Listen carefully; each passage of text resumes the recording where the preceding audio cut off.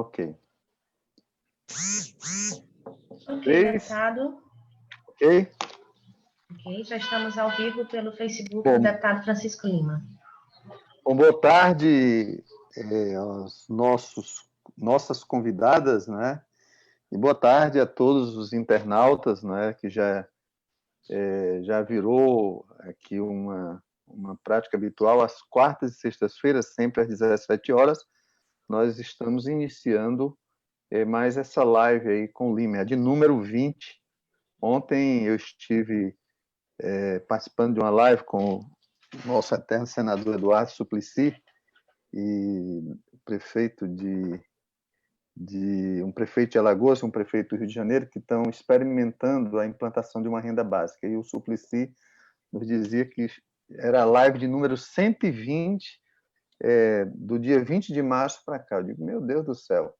Bom, mas hoje nós temos como convidados nossas queridas amigas, companheiras, figuras conhecidas do nosso estado, a nossa querida Rosalina dos Santos, a Maria do Povo, lá da região de Queimada Nova, lá do Quilombo. Então, ela que é agricultora, não é? Temos também a nossa querida professora Sueli Rodrigues, não é? Ela que é advogada, socióloga, professora da Universidade Federal do Piauí. E a nossa companheira Nayara Costa, administradora e militante social. Então, nós temos hoje o tema é o enfrentamento do racismo na atual conjuntura, né? Então, lembrando que o Brasil foi o último país do continente americano a oficializar a abolição da escravidão. Quem está com a língua travada hoje sou eu. Até 130 anos atrás, as pessoas negras traficadas eram mantidas em condições subhumanas do trabalho, sem remuneração e, muitas vezes, debaixo de açoite e outros castigos físicos e psicológicos. Quando, no papel, a escravidão foi abolida, em 1888, não é? Apenas oficializada, nenhum direito foi assegurado às pessoas negras, sem acesso à terra e a qualquer tipo de indenização ou reparo por tanto tempo de trabalho forçado. Muitos permaneciam nas fazendas em que trabalhavam ou tinham como destino o trabalho pesado e informal. As condições subhumanas não se extinguiram, muitas delas até hoje. Por muito tempo, a imagem da pessoa negra foi associada à vadiagem, ao subalterno, ao sujo, a tudo e qualquer desclassificação, de forma bastante injusta. Não à toa, as tarefas mais árduas, as piores remunerações e as formas mais cruéis de castigo ainda são reservadas aos pretos e pretos. Nas últimas semanas, o movimento Vidas Negras Importam tem crescido em todo o mundo através de manifestações de repúdio ao assassinato, a partir do assassinato de George Floyd, né? Morto por asfixia por policiais brancos nos Estados Unidos. Mas quantos George Floyd foram assassinados esses dias em todos os países do mundo, inclusive aqui no Brasil? Aqui no Brasil, os atos também de negros assassinados, como, por exemplo, a vereadora carioca Marielle Franco, assassinada há 2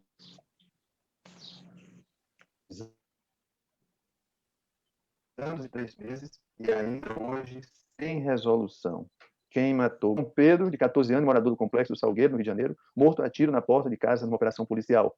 A família relata pelo menos 70 marcas de tiros na parede de sua casa. Por quê? O barbeiro e motorista de aplicativo Matheus Oliveira, morto com tiro na cabeça na entrada do Morro do Borel. A família afirma que o tiro também partiu de policiais.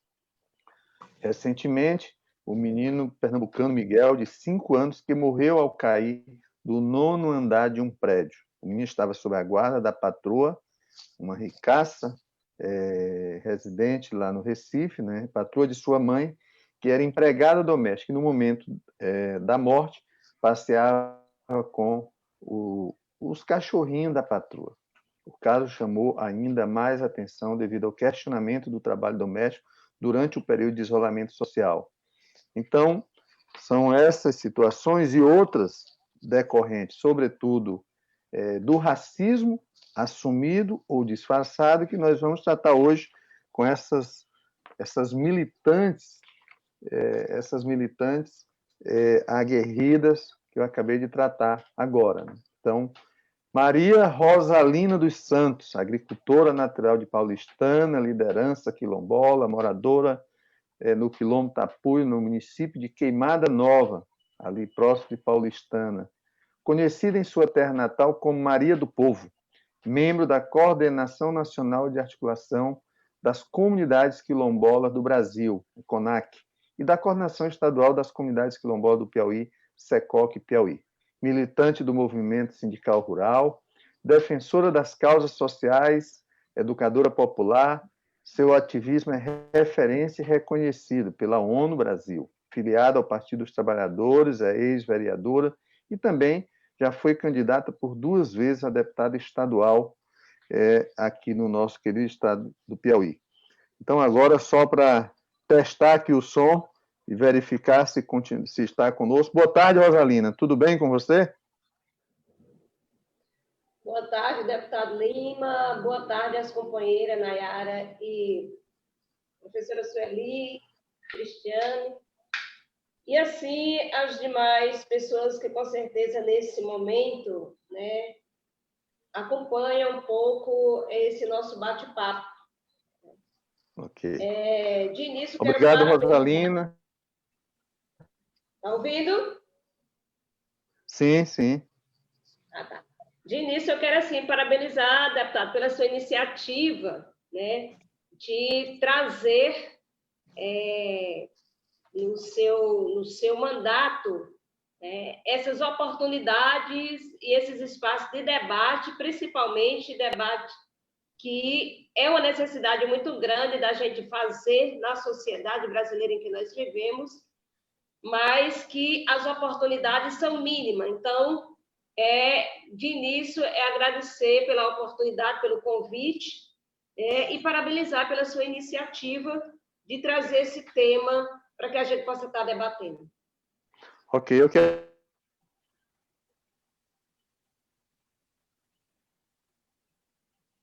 Deputado, seu microfone fechou. Bom, eu que agradeço, Rosalina, por você ter aceito o convite e pelas contribuições que certamente você vai deixar aqui nesse bate-papo aqui entre nós, né? Bom, a segunda convidada é Nayara Costa, né? Teresinense, bacharel em administração, cursa pós-graduação em marketing político e eleitoral, ativista social desde os 10 anos de idade da ONG Movimento Nacional de Meninos e Meninas de Rua, ativista do coletivo de mulheres negras, Esperança Garcia. No Poder Executivo Estadual, já ocupou o cargo de diretor de política para a juventude na Coordenadoria de Direitos Humanos e Juventude, e também como diretora financeira da Coordenadoria de Estado de Política para as Mulheres, filiada ao Partido dos Trabalhadores, onde já ocupou a Secretaria da Juventude do PT Piauí e também foi candidata a deputada estadual em 2018, levando as bandeiras das mulheres negras e LGBTs para o debate. Então, boa tarde, Nayara. Tudo bem com você? Você nos ouve? Estou ouvindo bem. Boa tarde, deputado Lima. Agradecer aqui pelo convite, participação. Agradecer também por essa discussão, né? Acredito em acompanhado muito das suas lives e me sinto a cada dia contemplada com os temas que estão sendo abordados. Desejar uma boa tarde para minha companheira Rosalina, lá no seu quilombo agora, nesse momento que nós estamos passando. Boa tarde à professora Sueli, que é uma mulher que nós temos, principalmente nós da juventude, independente de partidos, mas temos como uma mulher de referência para todas essas temáticas. Então, eu acredito que vai ser uma tarde muito boa de discussão e agradeço também novamente ao convite. Ok, Nayara, eu que agradeço pela sua disponibilidade, disposição e certamente pela sua contribuição nesse debate, né? Então, a nossa outra convidada é a Maria Sueli Rodrigues de Souza, natural de Francinópolis, professora universitária, advogada, doutora em Direito, Estado e Constituição pela Universidade de Brasília, UNB. Também graduada em Ciências Sociais pela Universidade Federal do Piauí, mestra em Desenvolvimento e Meio Ambiente. Com estágio pós-doutoral pelo PNPD, Programa Nacional de Pós-Doutorado na Universidade Federal Rural do Rio de Janeiro, junto ao Programa de Pós-Graduação em Educação, Contextos Contemporâneos e Demandas Populares. Na UFP, é membro dos programas de pós-graduação em Sociologia e em Gestão Pública, do Núcleo de Pesquisa sobre Africanidades e Afrodescendência, IFARADá, e do Grupo de Pesquisa de Direitos Humanos e Cidadania. Professora Sueli também foi candidata a governadora do Piauí em 2018 pelo PSOL. Boa tarde, professora Sueli. Você nos ouve bem? Sim, ouço bem. Boa tarde, deputado Lima. Agradecer pelo convite, agradecer por esse encontro com essas mulheres maravilhosas, Rosalina e Nayara. E o tema que a gente vai discutir é um tema que provoca muito sofrimento, mas falar disso é necessário e é muito importante. É importante ter essa oportunidade de falar sobre isso. Obrigada. Por mais doloroso que as coisas sejam, diz que a gente fica mais entalado quando a gente silencia, e a gente precisa enfrentar, sobretudo, quando enfrentamos injustiças, né? Bom, então, nós instalamos um gabinete digital, já vimos trabalhando nisso antes, no início da pandemia. Temos tratado aí várias temáticas, né, associadas à pandemia, a temas atuais, a discussões sobre a questão da saúde, sobre a questão do auxílio emergencial, a questão da economia. Ontem mesmo estavam trabalhando sobre renda básica num seminário, no Encontro Nacional da Rede de Bancos Comunitários, enfim. Então, temos trabalhado vários temas. E, recentemente, temos presenciado essa discussão muito forte no mundo acerca do enfrentamento do racismo, né? E essa é a temática que nós vamos tratar aqui agora. E gostaria de começar primeiro ouvindo vocês, vou começar aqui pela Sueli, não é? Como é que tem sido o cotidiano, como é que tem sido a rotina de vocês agora, esses dias, né? Como é que vocês têm tratado, o que vocês têm tratado de interesse mais coletivo nessa questão do racismo, aí nesse período de maior isolamento social. Professora Sueli.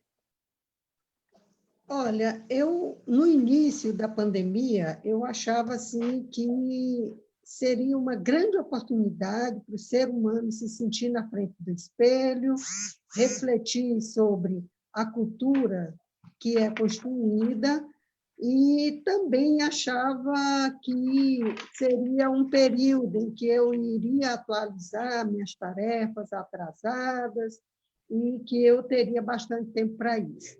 Mas confesso que é um tempo em que eu estou trabalhando muito mais do que no tempo normal, porque o Estado não funciona, toda hora é uma denúncia, é mulher vítima de violência, são os presídios, 6 pessoas já morreram na unidade prisional de Altos, e a gente não tem resposta adequada. A gente fica naquele sufoco, né? Eu sou do grupo de risco, e a gente fica fazendo documento, fazendo denúncias. Então, assim, é um período de muita angústia. E eu não tenho a menor dúvida de que a humanidade não vai melhorar, porque quem é que está morrendo de Covid? Quem trouxe a Covid? Quem trouxe foram os ricos e poderosos que iam viajar para a Europa. Mas quem é que está mais morrendo de Covid? É o povo pobre, preto e periférico, né? Então, as desigualdades sociais cada vez mais piora.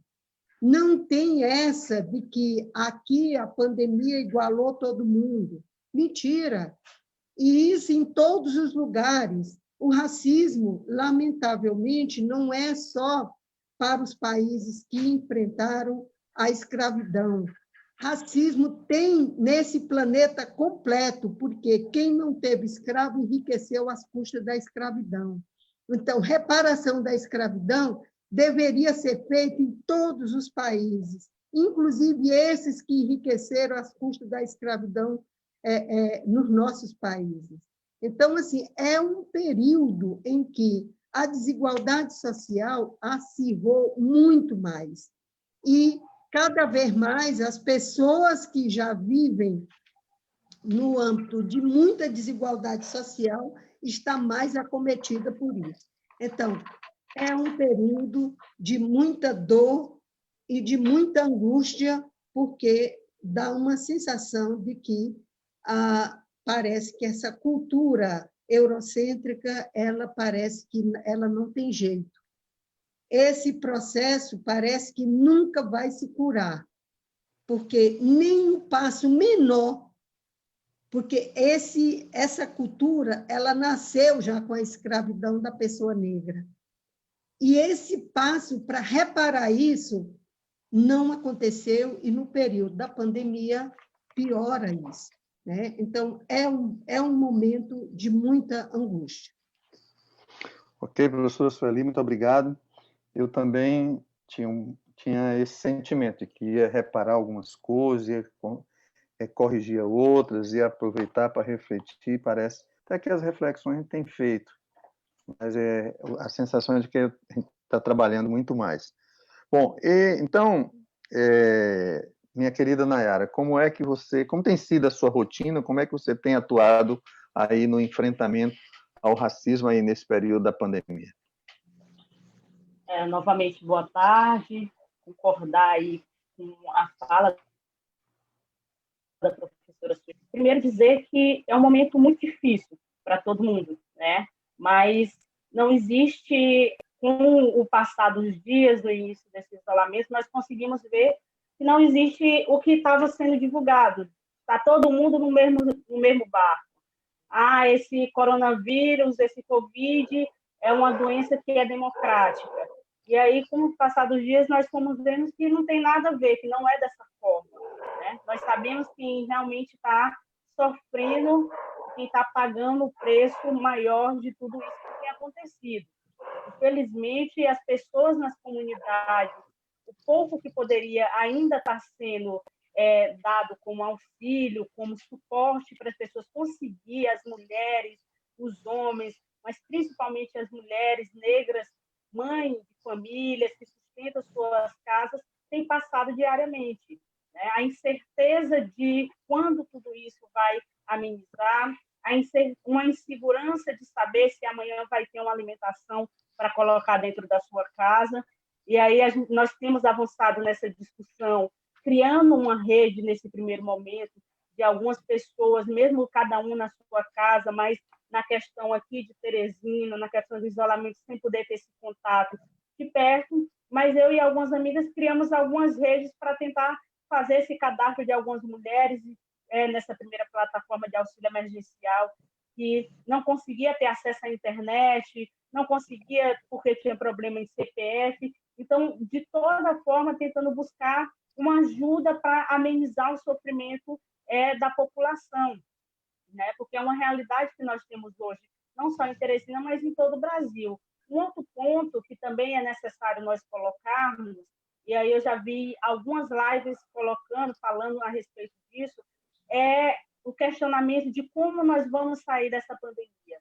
Nós vamos sair pessoas melhores, nós vamos ter um novo pensamento. E, durante a pandemia, nós conseguimos ver que realmente não existe nenhum sinal, como a professora Sueli coloca aí, de que nós vamos sair pessoas melhores. Nós estamos num momento em que as pessoas estão, de alguma forma, mais reclusas dentro de casa, mas o número de violência contra a mulher aumenta todos os dias. Então, são questionamentos que nós devemos colocar realmente nessa visão, principalmente nessa visão mais social.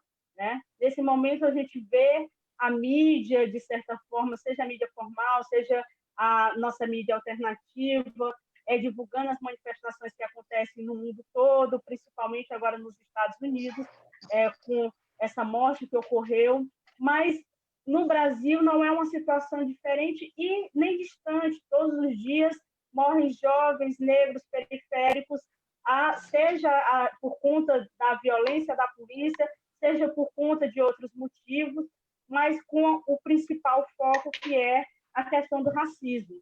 Então, tudo isso precisa ser feito, na verdade, um trabalho que, por mais que você se esforce para colocar para a sociedade, nós, às vezes, pensando que ainda estamos muito a passinhos de formiga. Quando nós colocamos, quando a gente vai questionar a questão da morte que aconteceu nos Estados Unidos, nós, primeiramente, já colocamos as mortes que acontecem no Brasil, seja elas que são noticiadas diariamente.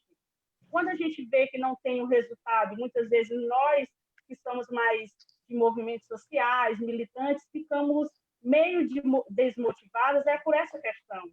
Como é que nós estamos há 2 anos gritando quem matou Marielle e não tem uma resposta para isso, ou não querem dar uma resposta para isso?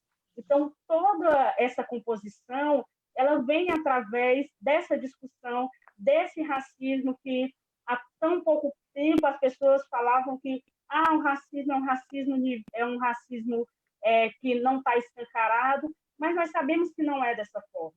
O racismo está escancarado, as pessoas negras, as mulheres periféricas, elas sentem na pele todos os dias.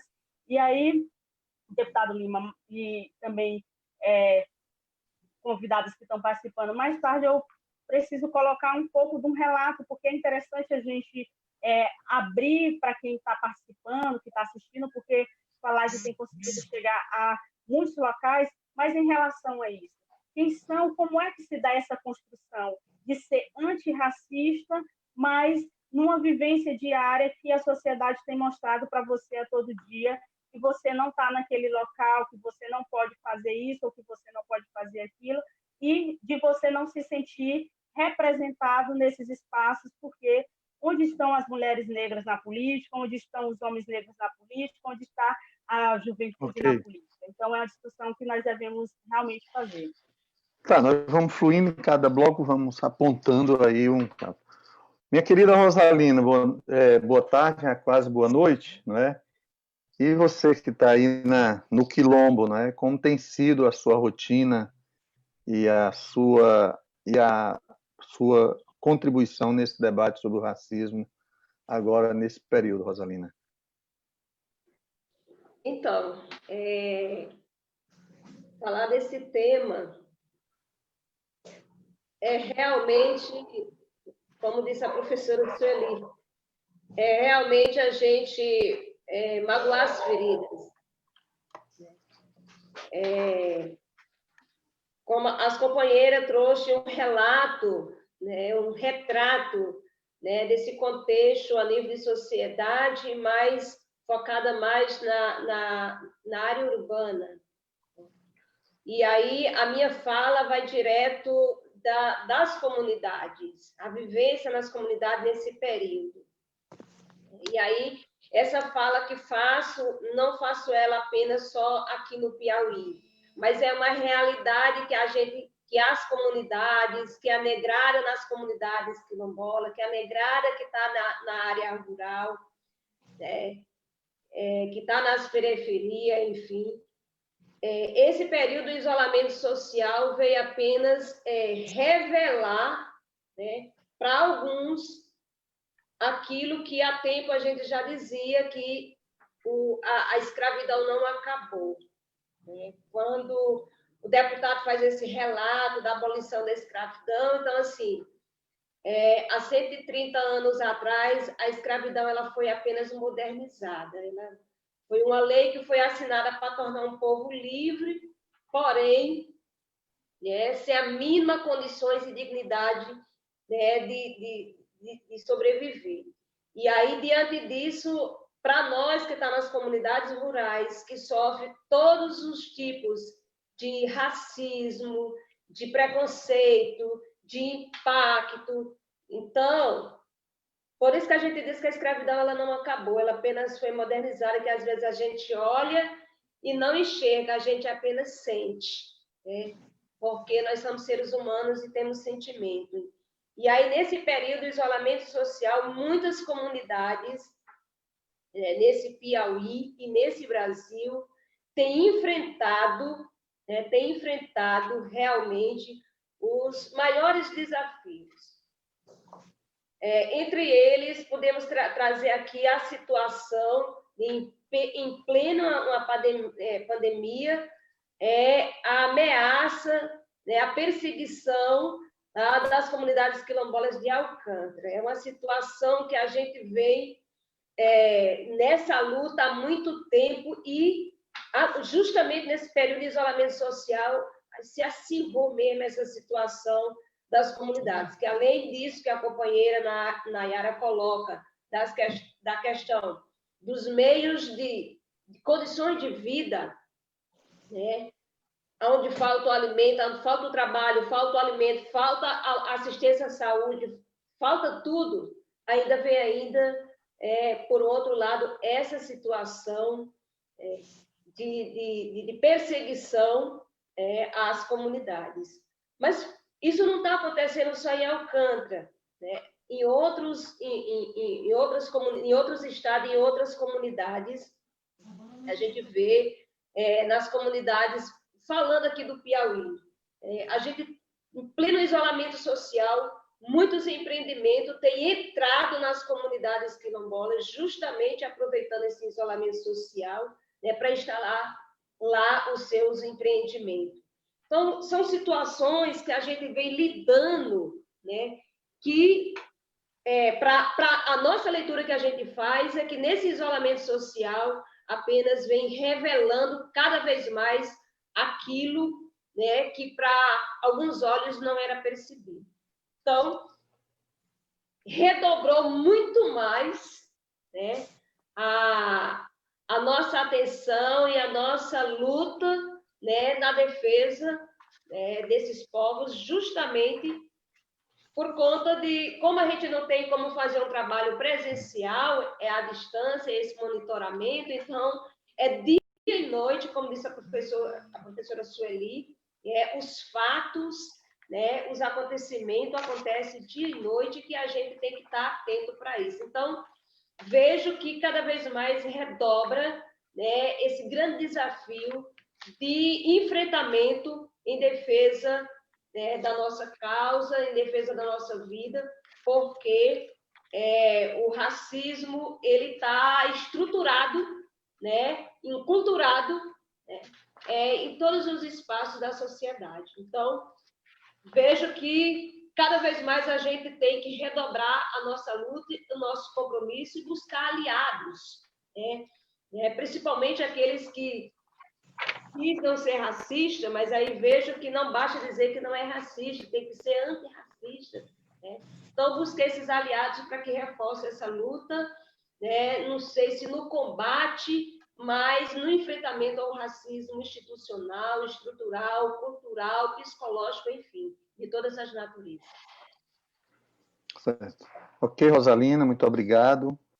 Eu gostaria de nesse momento, de pedir aos internautas que estão nos acompanhando que possam também identificar os municípios, o estado de onde eles participam, não é? Então, a gente tem percebido acompanhamento de pessoas de vários municípios, inclusive de outros estados, não é? Então, agora há pouco eu recebi uma mensagem aqui de uma pessoa do Pará, informando que estava acompanhando, mas do Acre, do Mato Grosso, de São Paulo, de Brasília. Então, só pedir aos internautas que possam registrar também a origem, de onde estão assistindo nesse momento, para poder a gente também registrar. Além de agradecer a todos vocês que nos acompanham. Bom, a gente está vivenciando nesse momento um movimento que já chegam a comparar que maior do que o movimento de 68 liderado por Martin Luther King, né? Nos Estados Unidos, e que ganha também as ruas e as estradas, né, do campo de outros países, inclusive aqui no Brasil. Movimento que vem sendo batizado de Vidas Negras Importam, não é? Como é que vocês veem esse movimento? Qual é o significado dele nesse momento para o enfrentamento do racismo? Isso é para valer? Ou é mais um jogo midiático? Qual é o impacto que isso pode ter no enfrentamento do racismo? Então, eu começaria, nesse momento, com a Nayara, né? Queria ouvir primeiro a Nayara, né? Então, Nayara Costa, com você. Certo. Deputado, olha, a primeiro momento, esse é um questionamento que, acompanhando através das redes sociais, a gente fica se perguntando um pouco, trazendo para o Brasil, diante da situação que nós estamos passando e das tentativas, nesse momento, de ir para a rua, de se organizar, de continuar manifestando, e vendo também um contexto nas mídias sociais. E aí, ontem eu acompanhei um debate um debate que estava passando no canal da Ludmilla, que falava muito sobre isso, né? De que forma nós vamos conseguir se manifestar nesse momento de pandemia?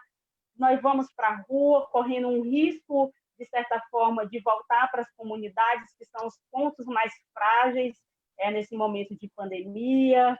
Onde é que realmente está, e aí colocando, como a Rosalina falou agora, os nossos aliados, porque nós temos agora várias pessoas que incorporaram o discurso do antirracismo e pessoas que estão abraçando, mas essas pessoas que estão abraçando, nós precisamos saber realmente se elas estão dispostas a sair dos seus espaços de privilégio para fazer o debate na rua, para fazer o debate nos pontos principais que nós temos de organização e de resistência. E para nós sempre foi ocupar os espaços de rua para nos manifestarmos. Então, quando nós acompanhamos essas manifestações, acompanhamos, principalmente nesse momento, nas redes sociais, sejam através de artistas, atores, youtubers, várias pessoas se colocando à disposição, dizendo que é antirracista, que estão aprendendo, eu descobri que eu também pratico práticas racistas, mas eu estou me colocando à disposição para mudar esse cenário. Nós precisamos saber se essas pessoas nas manifestações, essas pessoas negras e essas pessoas brancas vão se juntar numa manifestação na rua para fazer um cordão de isolamento, para dizer, olha, para passar, para encostar o dedo em determinada pessoa, você precisa passar por mim. Então, tem muito esse sentimento. O nosso questionamento é muito esse nesse momento. É dizer que é importante as pessoas começarem a ter essa consciência. Mas essa consciência, ela também não pode ser uma consciência só do meu local de privilégio, de estar sentado no meu sofá, na frente do computador, postando, digitando no ar-condicionado diariamente. O que eu estou fazendo de fato? Mesmo sem poder estar 24 horas na rua, sem poder estar na casa do amigo, mas o que eu estou fazendo de fato para mudar essa realidade, né? E aí trazendo um pouco, como já...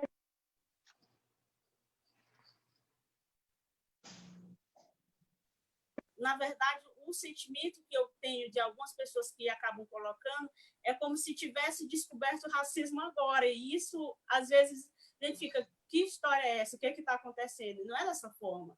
O racismo, ele sempre existiu. A discriminação, ela sempre existiu. O preconceito, ele sempre existiu. As mulheres, os homens, jovens, negros de periferia sempre morreram, né? Então, é mais, na verdade, nesse momento, o local de fala, o espaço de fala, talvez, ou até de visibilidade que alguns movimentos e algumas pessoas tenham conseguido alcançar. E isso também se dá muito quando nós temos alguns espaços midiáticos para estar fazendo esse discurso direto à maior parcela da sociedade.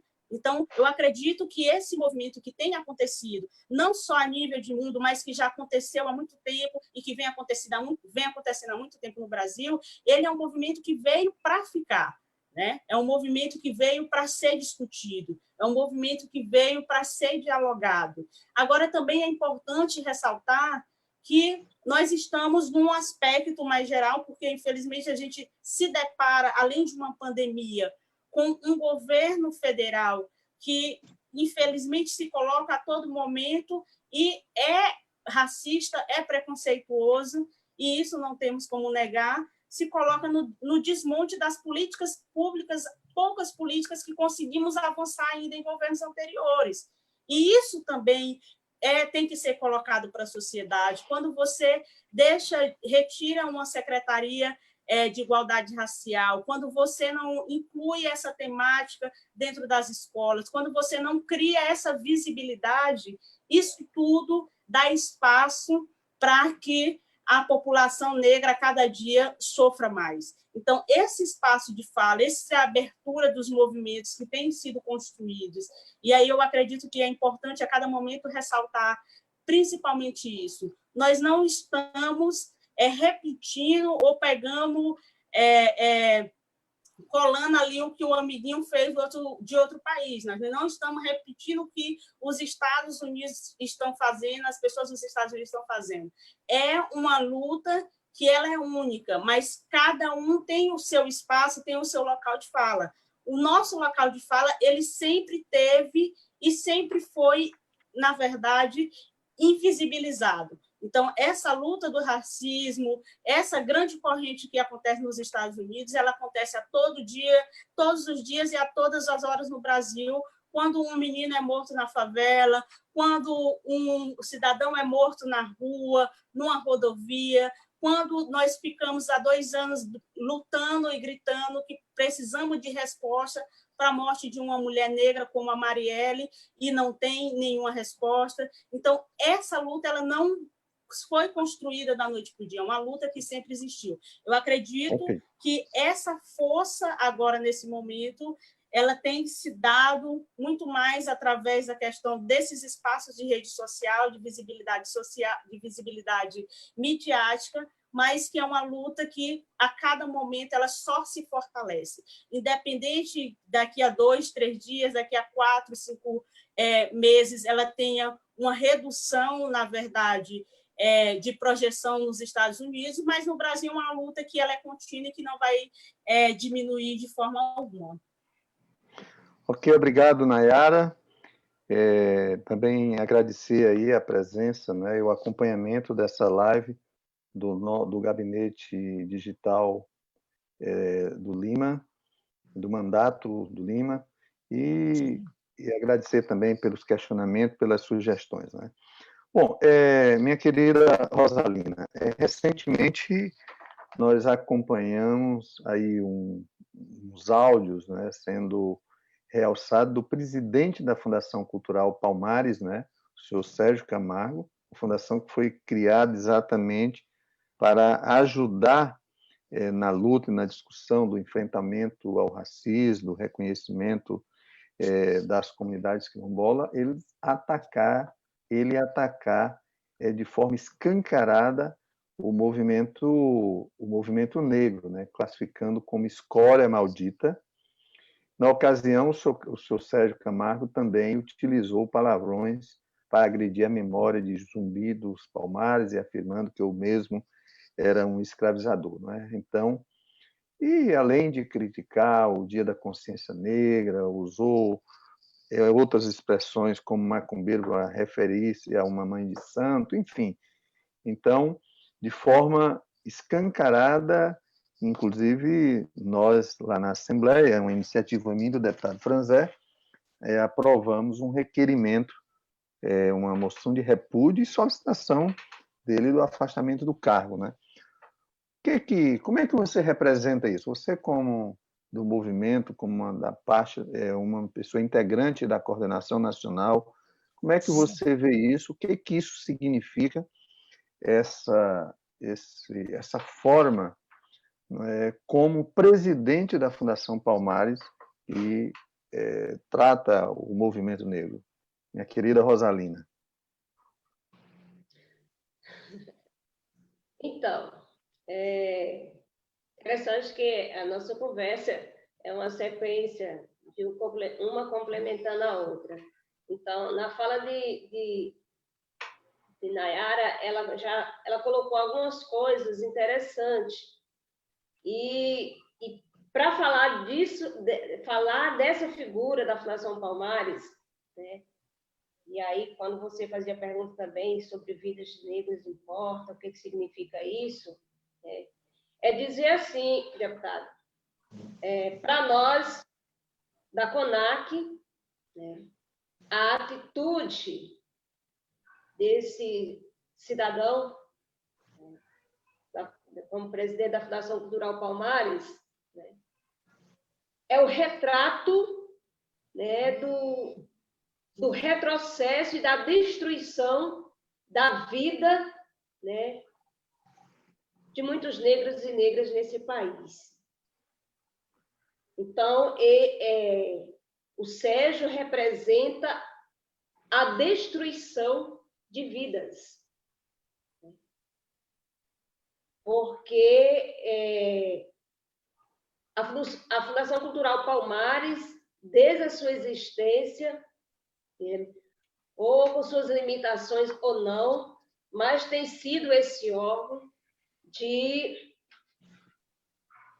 realmente estar ao lado da proteção das comunidades, né? E com a chegada dessa figura lá, o que se percebe é que, tipo, quando eu falava que os empreendimentos estão entrando nas comunidades quilombolas de forma desenfreada, justamente uma das primeiras coisas que ele fez ao entrar Quais os empreendimentos, Rosalina? Você poderia, é possível nominar onde, para poder ficar mais claro para o nosso público? Aqui não tem censura, okay. Não. Não se preocupe, não. Então, por exemplo, o território, falando aqui do Piauí, eu já falei de Alcântara e agora estou falando aqui do Piauí. Território Lagoas, em São Raimundo Nonato, né, em pleno isolamento social, estava entrando lá as consultorias para se instalar um empreendimento de uma mineração, né, explorar a mineração naquele território. Né.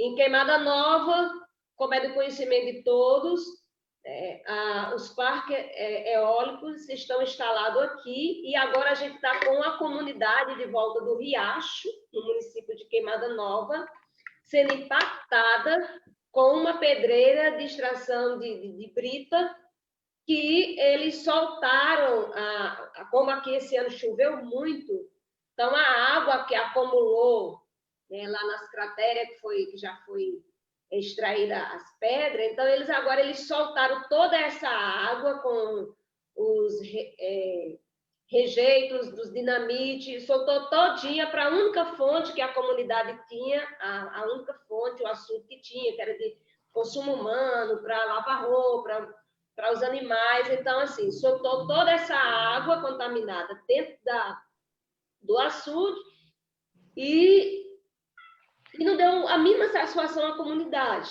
né? Mas nós temos também outras comunidades da região sul do estado, né, na região de Jibués, também sendo impactada com outros empreendimentos, além da questão da instalação do plantio de soja naquela região, também já para explorar outros tipos de minério. Então, assim, isso falando aqui, e sem falar nas linhas de transmissão, que também está sendo instalada, né, impactando as comunidades. E nos outros estados, aí vem desde a questão do minério, né, por exemplo, as comunidades de Minas Gerais, que está sendo impactada com a exploração de minérios, né? Enfim. Então, diante disso, qual é o passo que o Sérgio dá quando entra na presidência da Fundação Palmares? Passar o poder de emissão das licenças, né, que era de responsabilidade da Palmares, porque tinha o Departamento do Patrimônio de Proteção das Comunidades, aí passou para o INCRA, né? Então, se essa situação a gente não tinha, né, um controle. Quando isso vinha, quando era autorizado pela Palmara, imagina agora pelo INCRA, né? Então, vejo que essa figura é a sombra do presidente da República, que entrou na presidência da República justamente para tirar a oportunidade, né, das minorias, inclusive das comunidades quilombolas nesse país, né? Então, o Sérgio nada mais é do que a sombra do presidente da República em um espaço que é para tratar especificamente uma população, né, e que ele não tem o mínimo de respeito nem com a cor da pele dele, quanto mais para com a população que realmente é de representação da Fundação Cultural Palmares. Então, para nós, da CONAC, né, já foi feito várias notas de repúdio e, fazendo isso que a Nayara colocou, a gente sempre esteve na rua em defesa, né, da causa do povo dele. E agora, com os demais movimentos que têm também abraçado essa causa, a gente, nesse momento, estamos fazendo essa somatória, né, na resistência para o enfrentamento. E que a gente também já fez documento pedindo realmente que ele saia da presidência da Fundação Palmares, porque lá não é um espaço do presidente da República, mas sim é um órgão de Estado que foi criado com um objetivo. Ok, Rosalina, muito obrigado pelas suas considerações.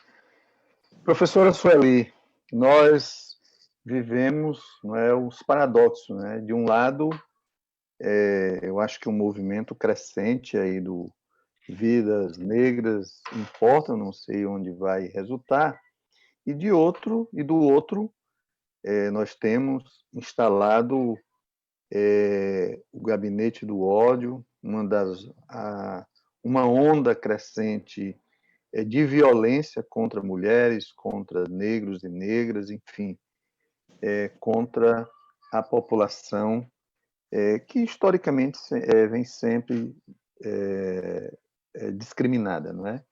Então, como que você avalia esse momento e de que forma é possível se atuar para fortalecer esse lado do enfrentamento do racismo? Então, professora Sueli. Então, a gente vive uma crise, é uma crise não só brasileira, mas uma crise mundial. Agora, nessa crise mundial, lamentavelmente, a gente tem, talvez, a pior gestão que esse país já teve, né? Porque é uma gestão que não reconhece os problemas sociais que se enfrentam, é uma gestão que, como bem você disse, eles próprios nutrem esse sentimento de gabinete do ódio, né? É uma gestão que não se importa com quase 40 mil mortes que tem esse país e o quanto que essa pandemia está nos afetando. Então, assim, nós temos uma crise mundial e temos uma crise local. Essa crise local ela já estava instalada, né? Desde a eleição desse presidente que essa crise está instalada.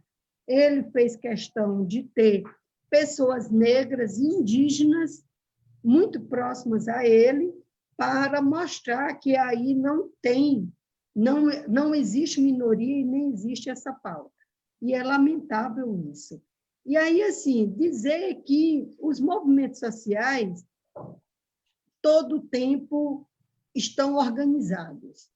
Não dá para a gente dizer que o Brasil está aproveitando para entrar na onda aí de vidas negras importam. Nós temos, desde muito cedo, o Clóvis Moura, o piauiense Clóvis Moura, dizendo onde tem violência, tem resistência. Então, nós temos um histórico de resistência incrível essa resistência que a imprensa faz questão de não reconhecer. Nós temos uma resistência de uma mulher negra em 1770, nesse estado chamado Piauí, ela denunciando o que estava acontecendo, a violência que ela estava sofrendo. Então, nós temos movimento negro em todos os tempos. Esperança Garcia, né?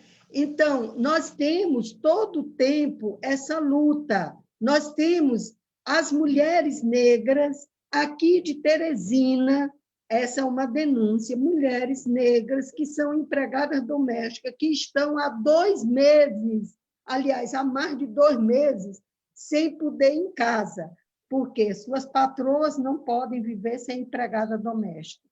E, se ela voltar para casa, aí a patroa vai achar que ela está trazendo o vírus. E elas estão separadas das suas famílias. A gente recebe essa denúncia e a gente não pode nem denunciar esse caso específico, que ela vai perder o emprego. Então, nós temos, assim, é uma luta permanente, é uma luta do movimento permanentemente, e temos isso agora, uma imprensa dizendo, aqui agora o Brasil está entrando na onda dos Estados Unidos. Não, o Brasil, aqui nesse país, todo o tempo teve resistência do povo negro e do povo indígena. Todo o tempo nós temos essa resistência.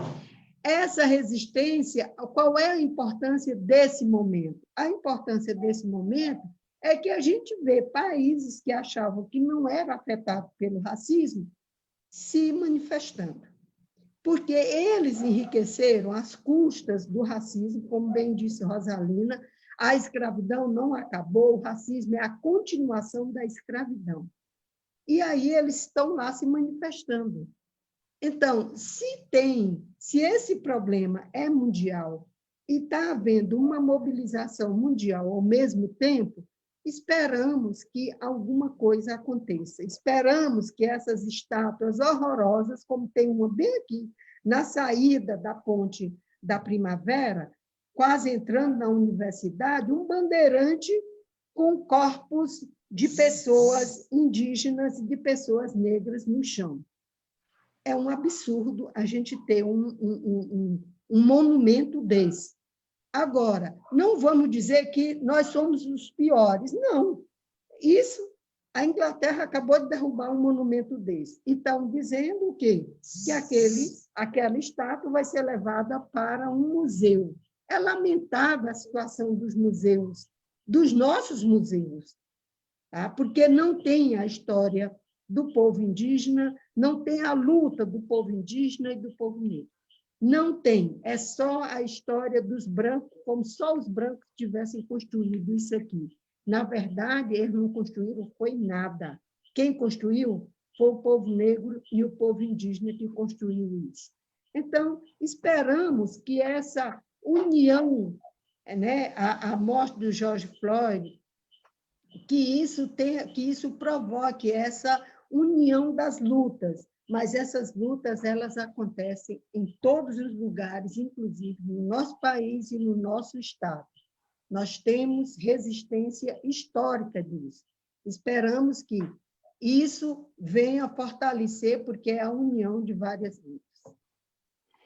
Ok, Sueli, muito obrigado. Eu gostaria de primeiro concordar com você e remeter aí um questionamento para a nossa querida Rosalina, agora.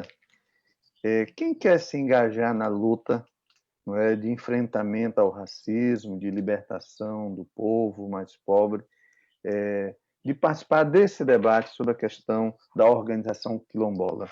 Queria que você falasse um pouco disso, como é que o movimento se organiza, quais são as suas bandeiras, quantos territórios quilombolas ou comunidades hoje estão espalhadas, as que se auto-reconheceram pelo Piauí afora, Rosalina. Então, eu queria que você falasse um pouco para quem tiver interesse em participar, em se engajar, se inserir mais nessa discussão. Então, eu gostaria de que você falasse um pouco sobre isso lá para os nossos internautas, para aqueles que nos acompanham nesse momento, né?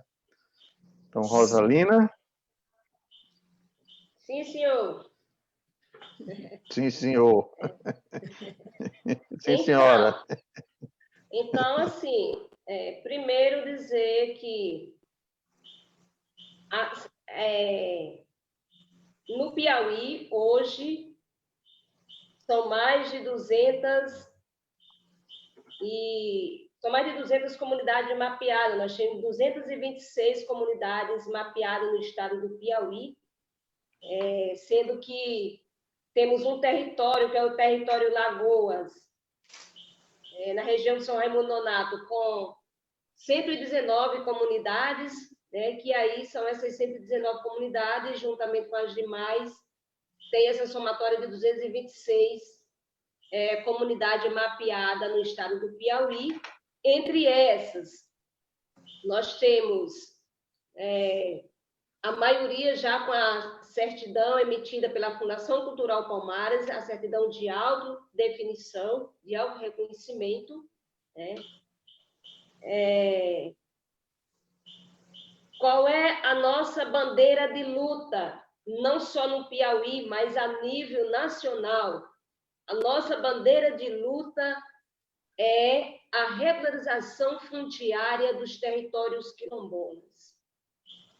Por que é a nossa bandeira de luta? É a regularização fundiária dos territórios.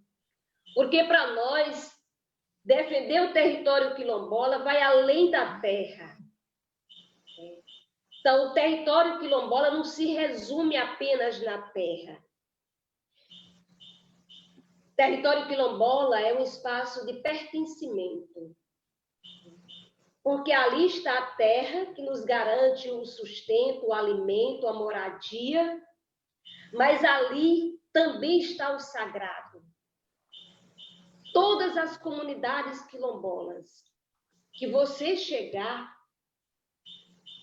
lá no quintal da casa, tem as plantas da cura, as plantas de fazer o remédio. Essa é um das defesas que a gente faz, porque ali está o sagrado. As comunidades quilombolas são as maiores defensoras do meio ambiente, porque ali está toda um cultivo e uma defesa do meio ambiente, que é de lá que a gente tira, né, a medicina. É lá que a gente encontra. O remédio da farmácia, né, vai das nossas plantas. Eles vão lá nos nossos territórios, nas plantas, extraem toda aquela riqueza que está lá nas plantas e leva para os seus laboratórios para transformar, colocar química para transformar no medicamento. Então, para nós, território é um lugar sagrado de pertencimento às nossas ancestralidades. Por isso que a gente defende o território. Nós queremos a regularização do território, não apenas da terra. Então, essa é a nossa bandeira de luta a nível nacional. E aí, juntamente com a defesa da regularização, é claro que a gente defende as políticas públicas, principalmente as políticas públicas de ação afirmativa. Então, a gente cobra do Estado aquilo que foi tirado de nós, que foi explorada a nossa mão de obra, a nossa inteligência, a nossa capacidade, os nossos saberes. Então, a gente cobra para receber essa devolução através das políticas públicas, desde a saúde, a educação, todas, né? Então, quando o deputado pergunta assim, como fazer para ingressar nessa luta, o que move ir para essa luta? Então, o que nos leva a nos ingressar nessa luta é a defesa da vida. não há vitória sem luta. Então, e não há luta sem vida. Então, por isso que essa é a nossa militância. É desafiador. Por quê? Por que é desafiador assumir a luta em defesa dos territórios quilombola? Porque mexe em estruturas. Mexe em estruturas que não querem ser incomodadas. Mexe em estruturas que entrou nos nossos territórios, né? Tirou parte dos nossos territórios, né? Tomou para si e hoje não quer devolver e nem quer ser incomodado. Nós já tivemos vários companheiros e companheiras que tombaram nessa luta, justamente porque mexeu com as estruturas.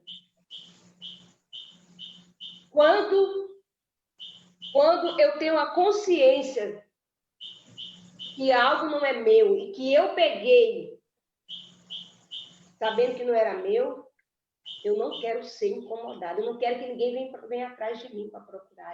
Na hora que vim procurar, eu reajo. É isso que tem acontecido com os invasores que têm entrado nos territórios quilombola. Reage com violência, que é para a gente nos calar. Que é para amedrontar a gente, para a gente não ter a coragem de lutar. Então, a violência, a mesma violência que ataca os nossos irmãos que moram nos morros ou nas favelas, essa mesma violência nos ataca no quilombo. Ok. São várias comunidades quilombolas nesse país e a polícia chega atirando sem piedade, matando nossa liderança dentro de casa. Justamente porque a gente tem a coragem de não nos calar diante daquilo que é direito nosso. Nós não queremos tomar terra de ninguém.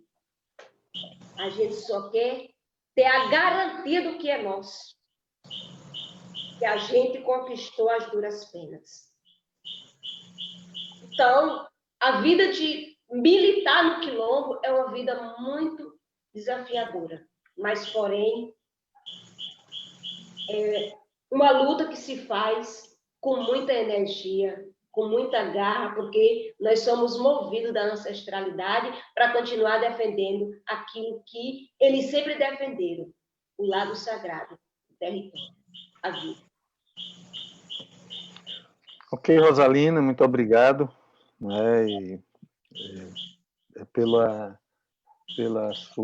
seu posicionamento, né, e também pela a explicitação da estratégia de algumas informações. Bom, eu gostaria de ouvir a Nayara nesse momento. Nós já estamos chegando a quase 1 hora, né, do início da nossa live. O tempo passa rápido. E gostaria de ouvir você sobre algum episódio na sua vida, na vida da sua família, que explicitou o racismo assim de forma muito forte, que lhe marcou, ou que marcou alguém profundamente que você conhece, não é? Então, gostaria de ver se você gostaria e como fazer para enfrentar esses episódios que marcam as pessoas, que discriminam, que colocam a posição racista da sociedade, às vezes de uma pessoa que a gente nem espera. Então, com você, Nayara. Deputado Lima, eu costumo dizer que não é fácil você nascer, ser criada numa periferia, ser uma mulher negra, lésbica, é um desafio para quem tem espaço na sociedade hoje em dia, para quem tenta realmente fazer uma construção diferenciada, né? Então, eu sempre converso bastante com alguns amigos, seja da universidade, seja outros amigos pessoais, em relação a isso a colocar. Olha, se for para a gente sentar para ficar falando casos de atitudes racistas que eu já passei, a gente passaria a tarde toda aqui falando, né? Assim, eu acredito e também sempre coloco para eles que eu ainda consegui, diferente de muitas pessoas, ter um pouco mais de resistência desde mais nova, porque a partir dos 10 anos de idade eu entrei em uma ONG, então você sabe que esse convívio social dos movimentos organizados, eles te proporcionam, na verdade, uma experiência, coisa que talvez eu não teria pelo fato da minha mãe não ter esse conhecimento, da minha avó não ter esse conhecimento, da gente não ter isso nessa questão mais familiar, certo? Então, eu acho que essa construção se deu a partir realmente dessa vivência mais dos movimentos sociais. Mas uma questão que eu coloco bastante, tenho até discutido muitas vezes com alguns amigos que eu tenho que são historiadores, e que é uma história que eu não consigo esquecer, me afetou bastante, entre outras que aconteceu comigo, mas essa foi com um sobrinho meu. E aí eu passei a questionar, na verdade, várias outras coisas, né? Ele chegou um dia em casa e a mãe dele comentou comigo: Nayara, aconteceu isso com teu primo na escola hoje. Ele disse que a professora várias vezes estava falando sobre história e perguntando como era que os meninos e as meninas se identificavam na sala de aula. Quem se identificava como branco, quem se identificava como preto, quem se identificava como moreno. E aí quando a professora foi perguntar para ele, ele colocou: eu sou cinzo. Ela: cinzo? Se você é cinzo? Eu sou cinzo. Ela disse: mas cinzo eu nunca ouvi falar nisso. Não, eu sou cinzo. E aí a professora depois chamou a minha tia para perguntar, e minha tia perguntou para ele: meu filho, mas por que você se identificou como cinza? Ele: mãe, branco eu sei que eu não sou, né? Amarelo eu não sou. O povo fica dizendo que é amarelo. Amarelo eu não sou. E preto, toda vez que ela vai dar aula, ela coloca que os pretos eram os escravos, os pretos eram que apanhavam, os pretos eram que eram mortos. Tudo que acontecia de ruim era com os pretos. Então, eu também não quero ser preto. Eu escolhi cinza, que pode ser uma cor mais próxima. E é uma realidade hoje que nós temos, e isso, ao mesmo tempo que você acaba, de certa forma, para algumas pessoas, é engraçado, mas é muito triste, porque a pessoa, uma criança de 10 anos, ela não quer se aceitar, dizer que é negra, se aceitar como negra, porque as referências que ela tem em relação à questão da pessoa negra é sempre essa pessoa que veio dentro desse sofrimento. Então, essa construção que ela se dá ou na escola, muitas vezes, ou no ciclo de amizade, com um colega ou com outro, sabe? Ele é muito pesado. Então, nós precisamos realmente, e aí eu conversava com ele, conversei com ele depois, nós precisamos realmente ver de que forma nós colocamos isso para as nossas crianças, para os nossos adolescentes, que muitas vezes as informações que eles conseguem ter é dentro daquele espaço escolar. Porque não adianta cobrar da mãe e do pai, porque eles também não tiveram essas informações, muitas vezes, de quem está na comunidade, de quem está numa periferia. Então, isso realmente foi um fato que mexeu bastante comigo, porque negar, na verdade, a cor dele, ele não estava negando, não pelo fato do preto, do branco, do azul, do amarelo, do vermelho, ele estava negando por toda a carga que trazia toda a carga representativa que era trazida ao se assumir como negro, principalmente no Brasil. E isso foi algo que diversas vezes eu converso com algumas pessoas, porque mexeu bastante. Nós precisamos realmente tratar a questão de raça, tratar a nossa questão da negritude de uma forma mais verdadeira. Não ligar essa questão da negritude somente com a visão, principalmente dentro de uma escola para criança de 10, de 9, de 11 anos, que não vai conseguir, de primeiro momento, fazer esse pensamento diferenciado, de que foi, sabe, só os negros foram algo ruim, inverter os papéis do que realmente aconteceu nesse país. Então, isso precisa ser dialogado. E para quem já está na luta ou para quem está entrando na luta, para quem está saindo da sua zona de conforto, da sua zona de privilégio. É importante também nós termos referências teóricas da nossa história.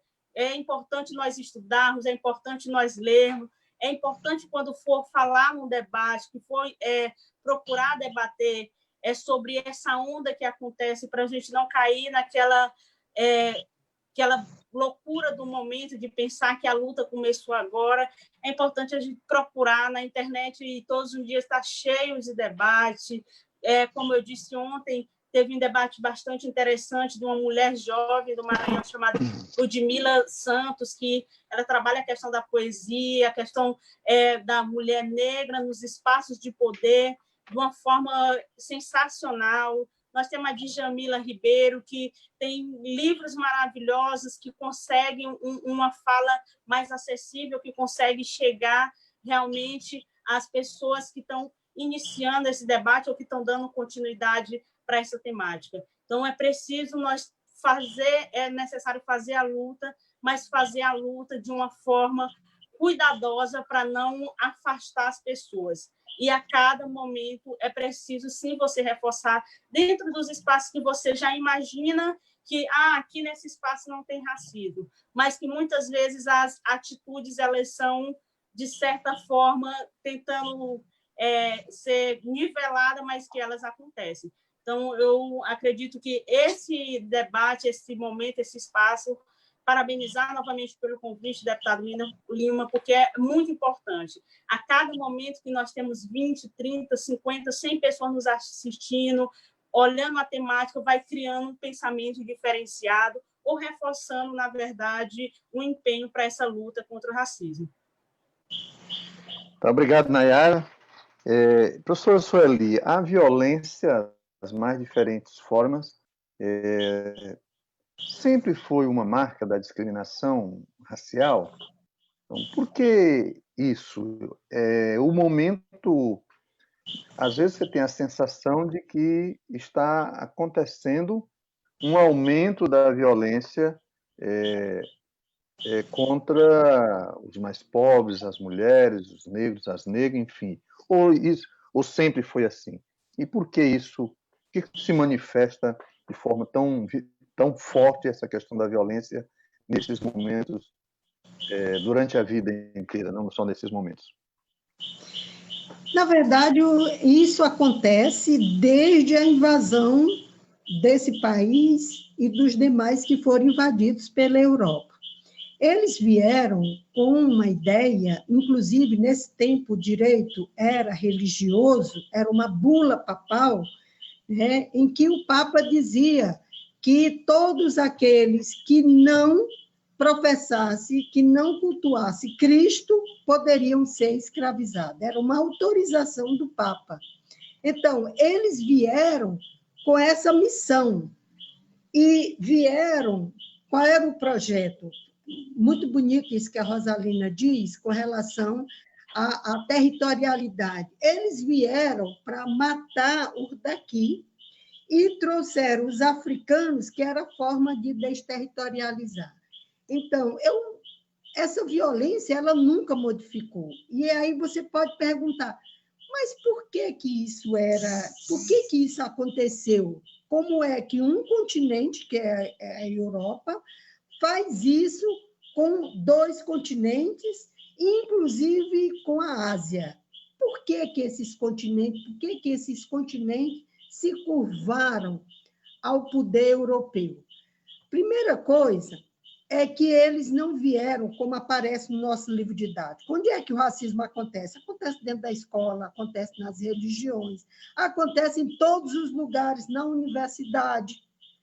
Tá? Então, eles não chegaram usando o poder bélico, eles romperam com uma ética de guerra, que o outro dizia, olha, se você não me der isso, eu vou te invadir. Eles vieram com uma pedagogia da sedução e do assédio. Ficavam aqui, os padres, aqui dizendo para os indígenas, vocês têm um sagrado, respeito o sagrado de vocês, mas o nosso sagrado é mais poderoso. E a catequese serviu de modelo para a escola, que serviu de modelo para a universidade. E aí eles construíram, Henrique Dussel, um argentino, tem uma obra chamada A Invenção da Europa. A invenção da Europa, a Europa não tinha avanço nenhum. A Europa era bárbaro, eles eram os bárbaros. E eles vieram para cá com o propósito de colonização, e eles fizeram isso rompendo a ética da guerra, e eles foram seduzindo as pessoas e criaram de imediato a visão de que aqueles não eram humanos porque eles não acreditavam em Cristo. Aí você diz, tá, mas isso foi trocado, nós vivemos um tempo da ciência, desde o iluminismo, desde o final do século XVIII, que a gente vive isso. De fato, eles trocaram a visão de que eles eram superiores pela crença de Deus, eles trocaram pela razão. Mas não mudou nada, absolutamente nada. Eles continuam fazendo as mesmas coisas. Resultou nas duas guerras mundiais. E aí, final da Segunda Guerra Mundial, foi a primeira vez. Nós só temos 71 anos dizendo que todos são humanos. Ai, maravilha, pronto. Todos nós somos humanos. O que é que mudou na filosofia? Quem foram os primeiros filósofos? Provavelmente o Egito, a África, e incas, astecas e maias daqui. Como é que você estuda filosofia? Você estuda a partir de Grécia. E o Egito? E incas, astecas e maias? Como é que você estuda história? A história é a partir do colonialismo, é a partir da Europa. Cadê a nossa história? Cadê a história desse continente? Cadê a história da África? Sociologia, nós vamos estudar a partir de quem? A partir dos europeus. Nós não estudamos as nossas relações sociais. Antropologia, direito. O direito, uma coisa engraçada, é que o direito, todo o tempo o direito, dizemos, não, foram os romanos que criaram esse direito. Tá, esse direito está vivendo uma grande crise, porque a única coisa que eles sabem fazer é botar preto na cadeia. E a prisão é para morrer lá.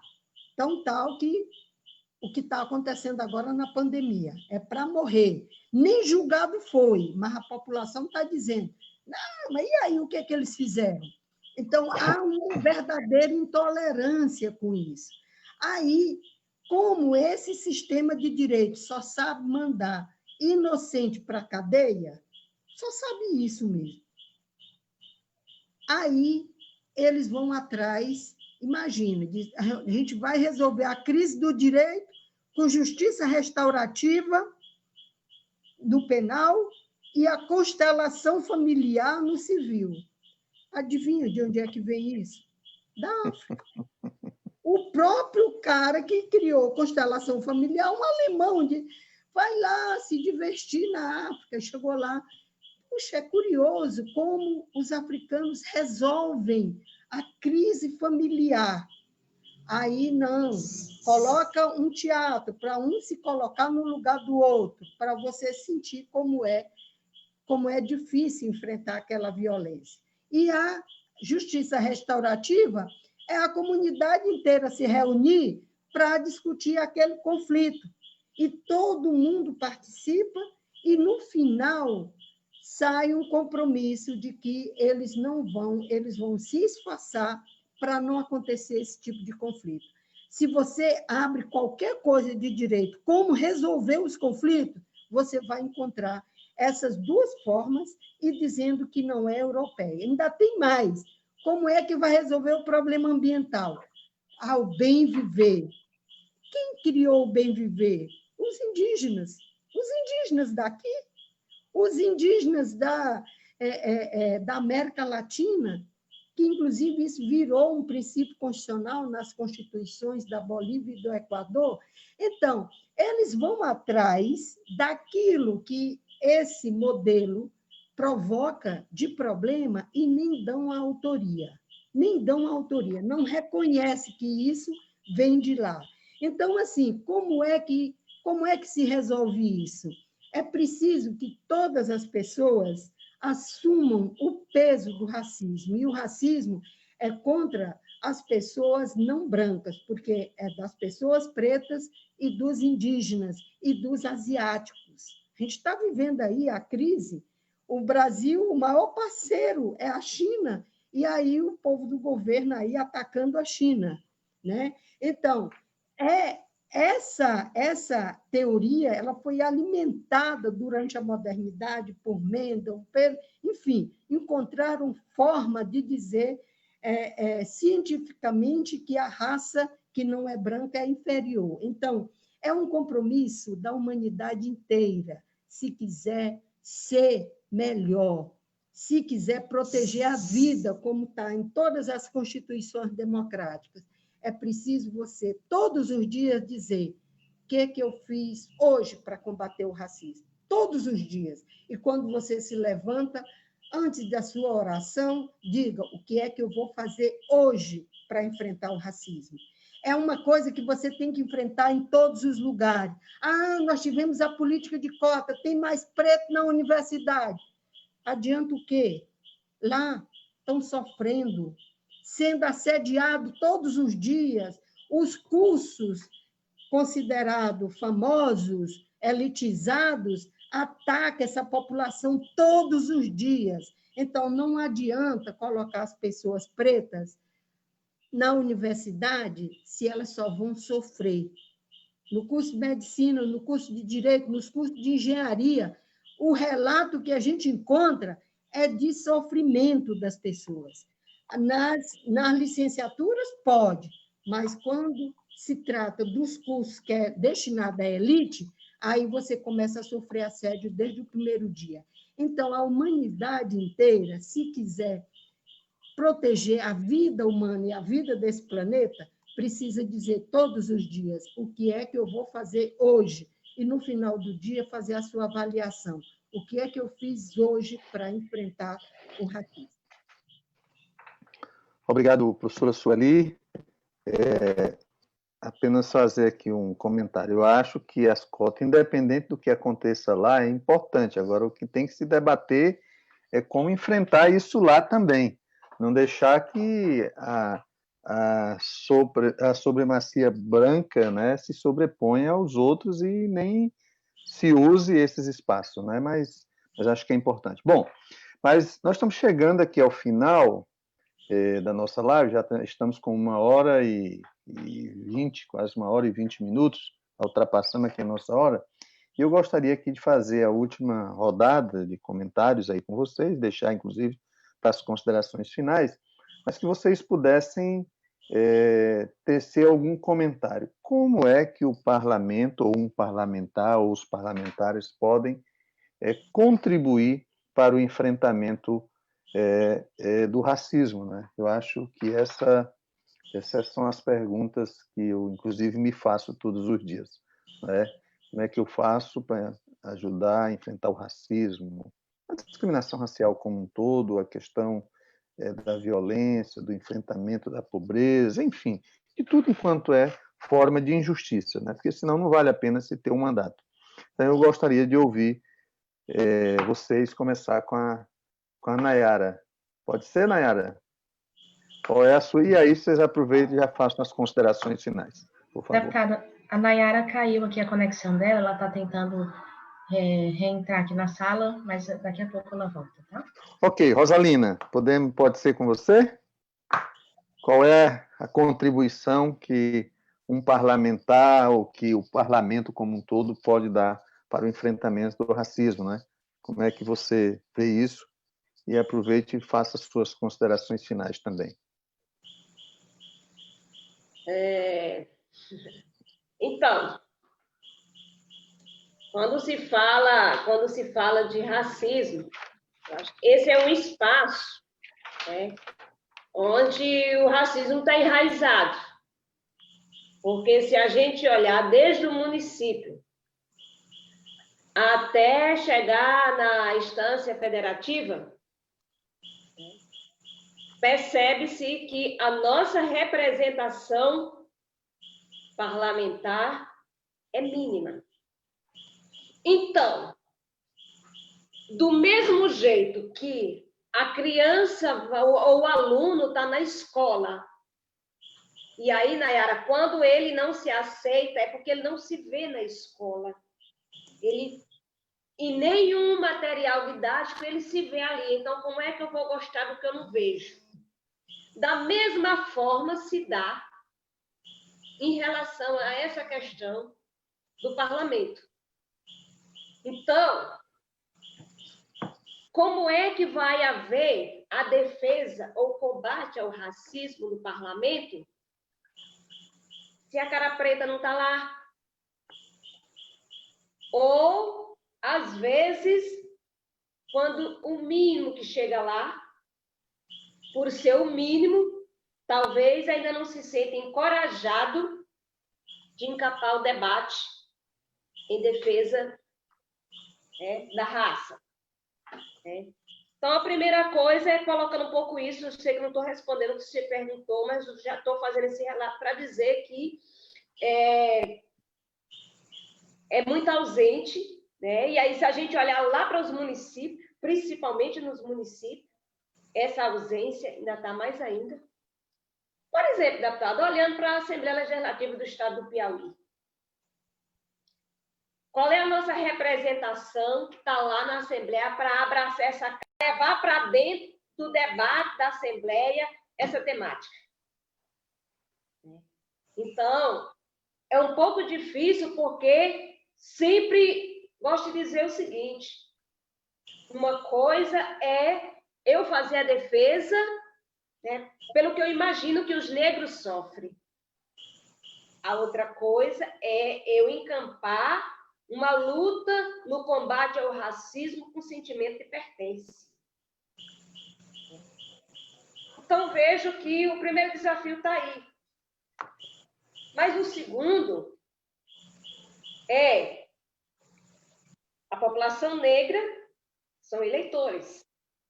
Eles votam. E muitos parlamentares chegam ao parlamento com o voto dos negros e negras.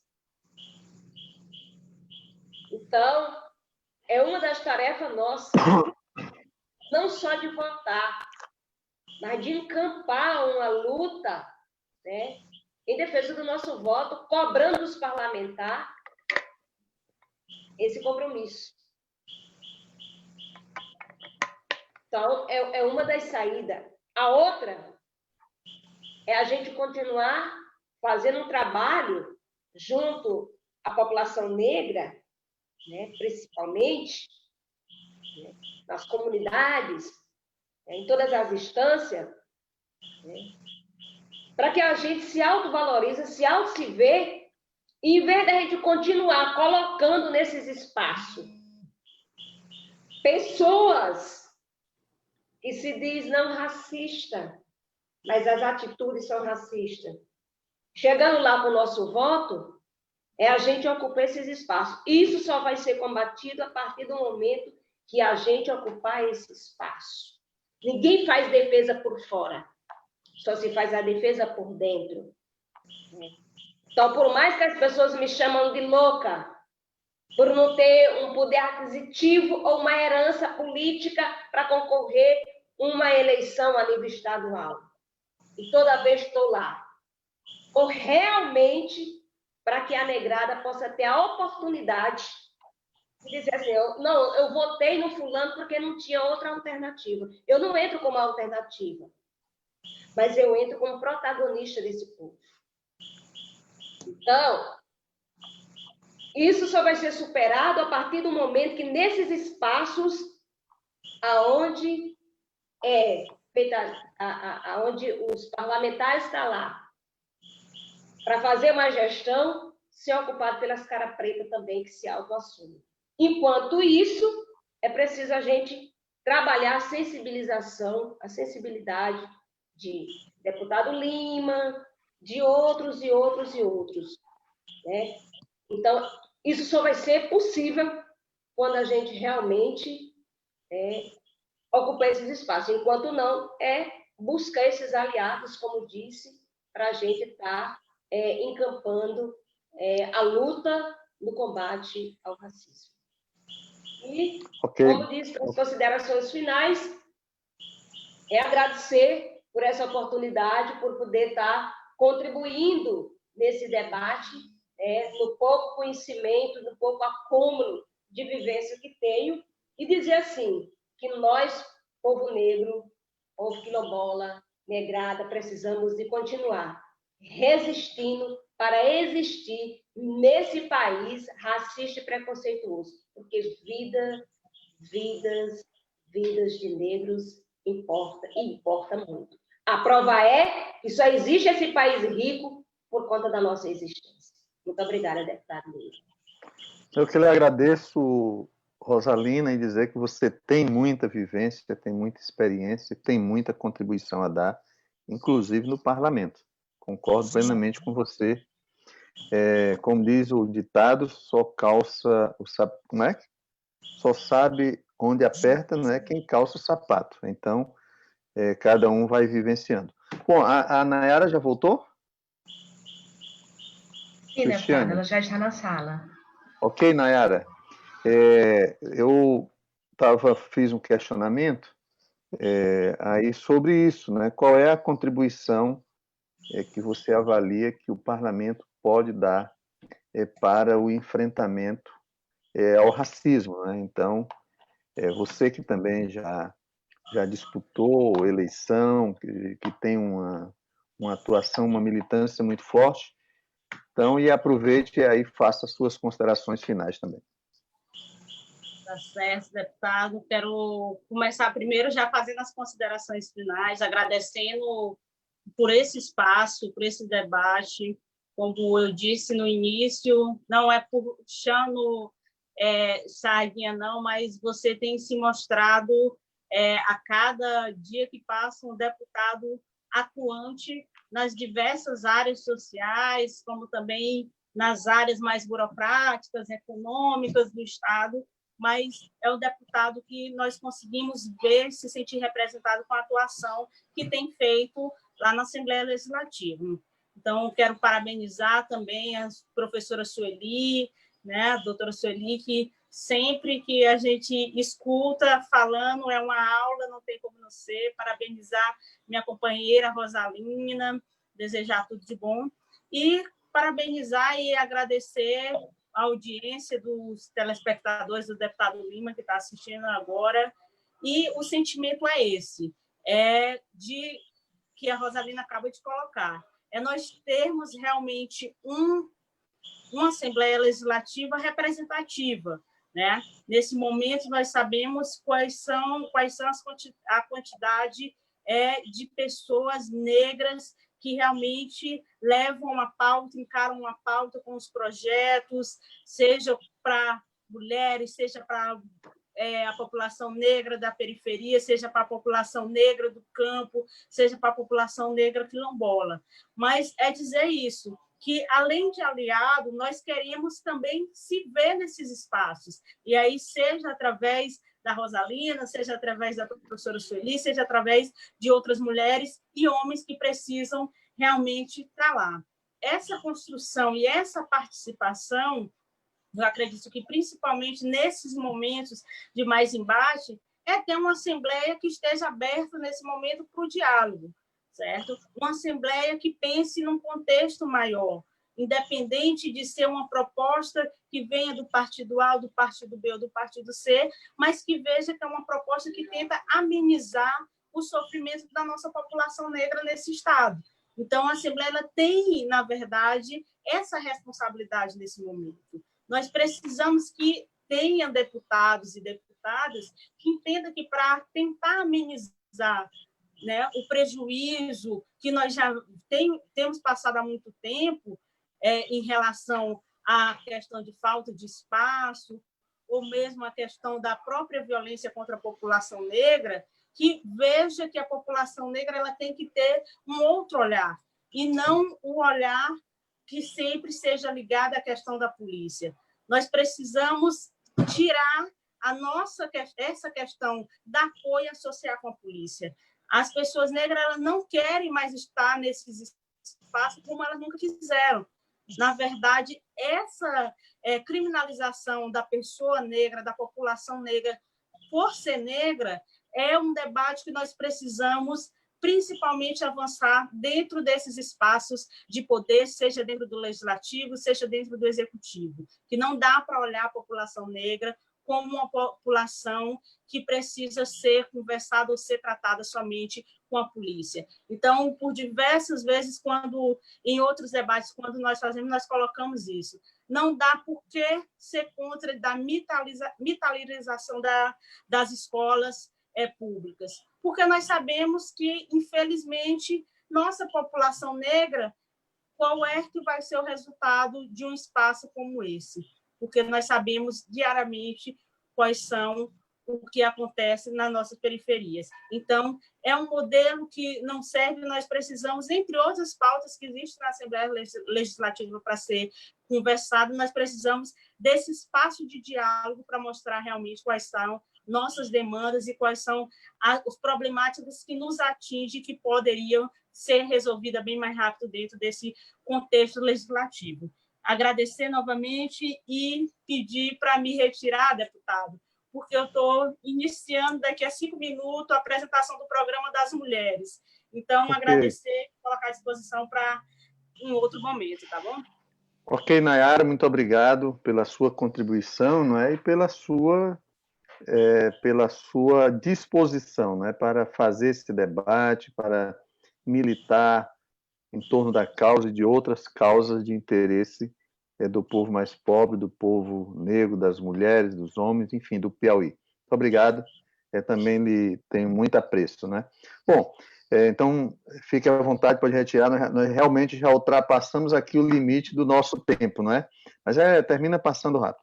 Antes da professora Sueli também fazer as suas considerações, eu queria aproveitar aqui para agradecer alguns internautas que enviaram mensagem, né? A Maria Xavier diz que esse é um debate necessário e muito atual, todos os momentos, né? A Maria Lúcia Oliveira diz: estamos na mesma tempestade, mas em barcos diferentes. Também a Maria Lúcia, não sei se o racismo ambiental tem sido um dos mais graves para as comunidades tradicionais. A Tereza Cristina diz que o enfrentamento do racismo é um debate também muito necessário, e parabeniza aí as participantes, as convidadas, né, pela bela exposição. Então, também temos outras pessoas, né, que o José Nascimento, que diz: parabéns a todos os participantes, foi um show a participação de vocês. Então, aqui registrando alguns municípios que se identificaram: Teresina, Esperantina, Milton Brandão, São João do Arraial, Lagoa de São Francisco, Oeiras, Floriano, Amarante, Paulistana, Picos, Queimada Nova, enfim. Então, alguns municípios, Piracuruca, São José do Divino, Parnaíba, que se identificaram. Também a Edna Maciel, minha querida jornalista, um abraço para você também. O debate incansável sobre o tema com os diversos segmentos já é uma boa iniciativa para a colaboração dos parlamentares. Então, minha querida Sueli, então, lhe ouvi aí também, e aproveite e faça suas considerações finais. Como você vê, de que forma o parlamento e os parlamentares podem colaborar com o enfrentamento ao racismo? Então, deixo com você aí para as suas considerações. Primeira coisa, deputado, titulando as terras dos quilombolas e dos indígenas. Eu acho que essa colaboração é muito importante. O governo do Estado ainda restam muitas terras para o governo do Estado e não precisa fazer relatório ambiental, antropológico, é só titular do jeitinho que está na Constituição. A Constituição diz o quê? Lá no artigo 68, titular as terras para os remanescentes dos quilombos. Então, titular essas terras e reconhecer, titular as terras dos indígenas é um Estado que se construiu sob 2 mentiras, que não tinha indígena e que a escravidão foi branda. Então, titular também as terras dos povos tradicionais que estão se identificando como indígenas. Né? Não seriam terras indígenas, que seriam outro procedimento, mas essas comunidades, elas tituladas, elas teriam um grande fôlego. E defender a territorialidade, a territorialização de povos tradicionais, que são povos negros, aqui na cidade de Teresina.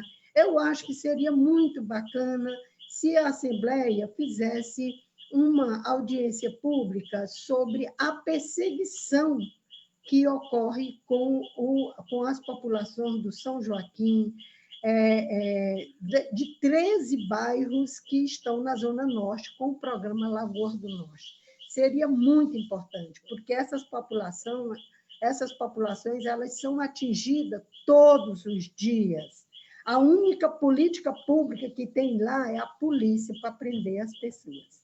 E aí a gente tem, com o deputado Franzé, uma iniciativa de fazer uma audiência pública pela Assembleia Legislativa, e seria muito bom se você nos ajudasse nisso. O Piauí, nós temos a população brasileira, que é quase toda negra, que está na prisão, é uma população muito grande. E quase a metade dessas pessoas que estão na prisão, elas não foram julgadas. A gente tem chamado isso de encarceramento em massa, especialmente da juventude negra. E aí há uma tentativa de fazer uma audiência pública na Assembleia para discutir o encarceramento em massa no estado do Piauí. O Piauí chegou a ter, em 2017, me parece, que chegou a ter mais de 50% da população encarcerada não julgada. Isso é uma coisa terrível, né? E com relação à universidade, seria muito bacana que a FAPEP apoiasse projetos de pesquisa e também a Assembleia poderia fazer uma audiência pública para discutir essa violência cotidiana que negros e negras sofrem em todas as universidades do Piauí, principalmente nos cursos elitizados. Seria muito importante chamar as pessoas que coordenam esses cursos, que são chefes de departamento, para falar sobre isso. Como o que a universidade está fazendo para enfrentar isso? Então, assim, eu penso que essas iniciativas seriam muito importantes para o enfrentamento do racismo cotidiano que essas populações vivenciam.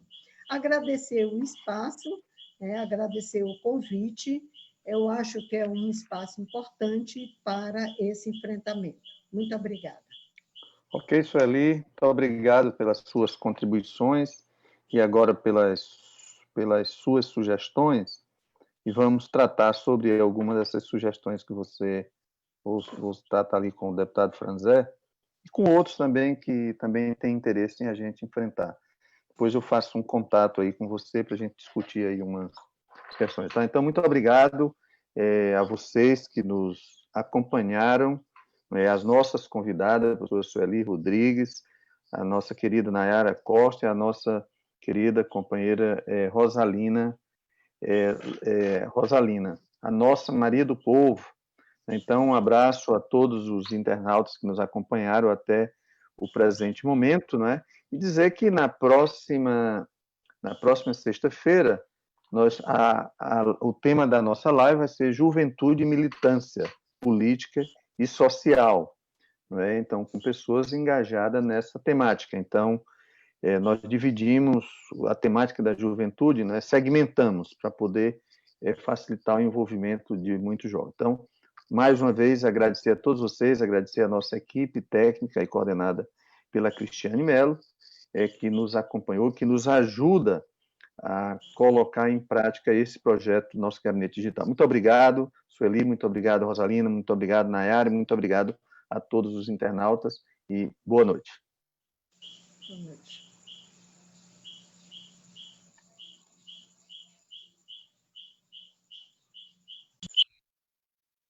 Saiba os critérios para flexibilização. Para que cada setor da economia possa reabrir aos poucos, temos que atender 6 critérios. Vamos a eles. 1. O sistema de saúde deve estar preparado para a evolução de casos confirmados. 2. Os estabelecimentos devem manter contato com a CESAP para evitar um surto repentino nos casos. 3. Locais onde houver circulação de pessoas devem ter medidas preventivas propostas pela vigilância sanitária. 4. As barreiras sanitárias devem evitar a importação e aumento de infectados. 5. É aqui que você entra. A sociedade deve estar educada e engajada às novas normas de convívio social.